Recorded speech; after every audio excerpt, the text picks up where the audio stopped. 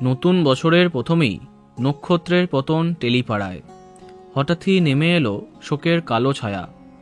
আজ বৃহস্পতিবার ভোররাতে শেষ নিঃশ্বাস ত্যাগ করলেন বাংলা সিনেমার জনপ্রিয় পরিচালক অরুণ রায়।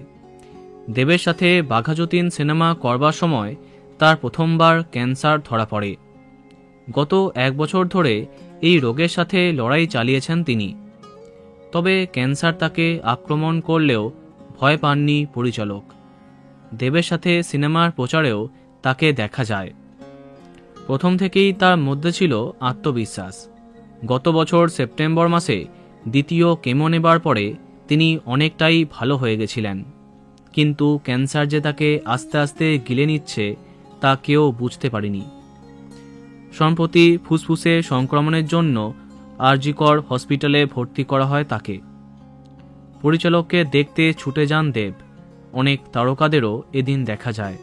গতকাল রাতেই হসপিটাল থেকে খবর আসে তার শারীরিক পরিস্থিতি খুবই আশঙ্কাজনক। ক্রমাগত তার স্বাস্থ্যের অবনতি হচ্ছে। আইসিইউতে রাখা হয় তাকে, কিন্তু কোনো চেষ্টাই সফল হয়নি।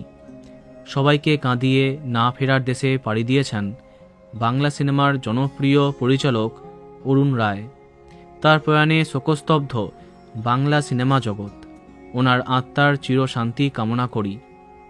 বন্ধুরা, ভিডিওটি এইটুকুই। বাংলা বিনোদনের অন্যান্য আরও খবর পেতে সাবস্ক্রাইব কারেন্ট পজ। ধন্যবাদ।